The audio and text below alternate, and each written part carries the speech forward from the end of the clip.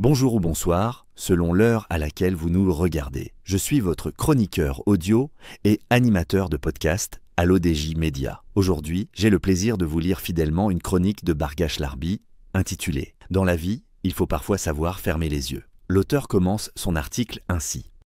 La décision d'interpeller les jeunes de la GENZ 212, juste parce qu'ils n'avaient pas déposé une demande préalable de manifester, est une erreur qui est en train de se transformer en faute. Ceux qui l'ont prise portent une grande responsabilité dans les débordements actuels et la violence qui s'exprime dans plusieurs petites villes du pays. Ce n'était pas le moment d'appliquer la loi avec une telle rigueur. La révolte des jeunes aurait mérité une qualité d'écoute qu'on leur a refusée. Au lieu d'interpeller les jeunes qui s'exprimaient sur les pages de youtubeurs, il aurait fallu leur tendre les micros des chaînes nationales, Al-Oula, 2M et Mehdi 1TV. Au lieu de fournir au monde le spectacle désastreux des arrestations de papas portant leurs enfants, il fallait donner l'image d'une jeunesse responsable. Pourtant, on ne peut pas dire qu'on ne savait pas qu'ils allaient sortir. Tout était programmé sur les réseaux sociaux et accessible pour les professionnels de la sécurité. On ne peut pas dire non plus qu'on ne sait pas gérer des manifestations. Toutes celles organisées en solidarité avec les populations de Gaza se sont déroulées avec civisme et discipline. Les revendications des jeunes sont toutes légitimes et tous les responsables en conviennent. La santé et l'éducation posent problème au Maroc, la justice aussi, mais cette dernière revendication n'a pas vraiment été mise en avant. Pourtant, c'est une priorité qu'il faudra anticiper avant qu'il ne soit trop tard. Et trop tard, on y est peut-être déjà. L'élément déclencheur de toute cette vague de contestation est paradoxalement l'organisation par le Maroc de la Coupe du Monde en 2030. Ce qui aurait dû être une fierté pour l'ensemble des Marocains, un catalyseur d'énergie positive, risque de se transformer en boulet si rien n'est fait. L'incroyable efficacité de nos entreprises et leur performance dans la construction des infrastructures sportives, les projets d'amélioration des transports urbains et interurbains, l'embellissement de toutes les villes marocaines, les chantiers et investissements en hôtellerie-restauration sont transparents pour les jeunes Marocains. Un déficit de communication? Certainement.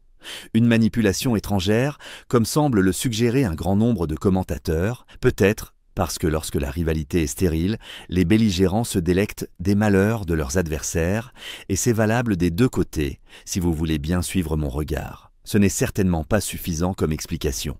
Il y en a d'autres qu'il nous appartient de comprendre et d'analyser. Le gouvernement semble hors jeu, et c'est dommage parce qu'il ne manque pas de compétences, malgré quelques erreurs flagrantes de casting. L'opposition est hors sol, et des deux côtés de l'échiquier. À l'extrême droite, M. Benkiran, ancien Premier ministre, est systématiquement confronté à ses anciennes vidéos chaque fois qu'il prend la parole. Ces contradictions régalent ceux qui les visionnent. À l'autre extrémité, Mme Mounib s'est totalement décrédibilisée lors d'un échange avec un jeune manifestant. Celui-ci expliquait, à l'égérie de l'extrême gauche marocaine, que les revendications portées par la jeunesse étaient essentiellement sociales et non politiques, exprimant son espoir que le mouvement qu'elle représente ne profite pas de la situation.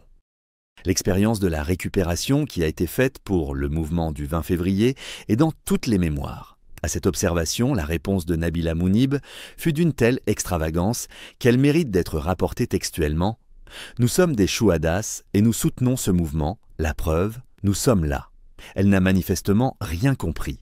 On a suffisamment expliqué que l'organisation de la Coupe du Monde est une occasion de mise à niveau de toutes les infrastructures, notamment hospitalières, hôtelières et routières. On a également conscience que le projet de refonte du système éducatif est en cours.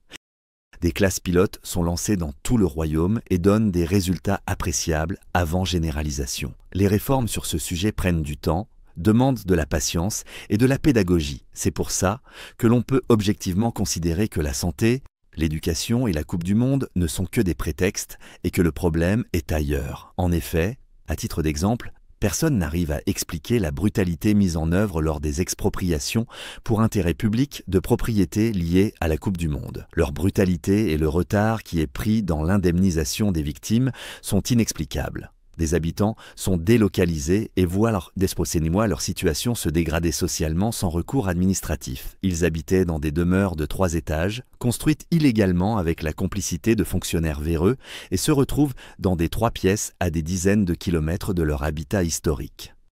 Non seulement l'indemnisation qui leur est proposée ne couvre pas leurs dépenses, mais ils sont les seuls à être punis. Et ceux qui exécutent leurs peines sont souvent les mêmes que ceux qui les ont autorisés à construire illégalement. Beaucoup de leurs enfants manifestent. La Coupe du Monde a bon dos, mais elle est indirectement responsable de leur malheur. En tout cas, c'est leur ressenti. C'est un exemple parmi des milliers. Il faudra en tenir compte. La politique bulldozer fait avancer les projets, mais recule l'objectif principal, celui de mobiliser l'ensemble des Marocains autour de la création de richesses, de sa correcte redistribution et de la lutte obligatoire contre une société à deux vitesses. Merci d'avoir suivi cette chronique de Bargash Larbi. Nous nous retrouvons très bientôt pour une nouvelle chronique, toujours avec la même exigence de clarté, de respect et d'analyse partagée.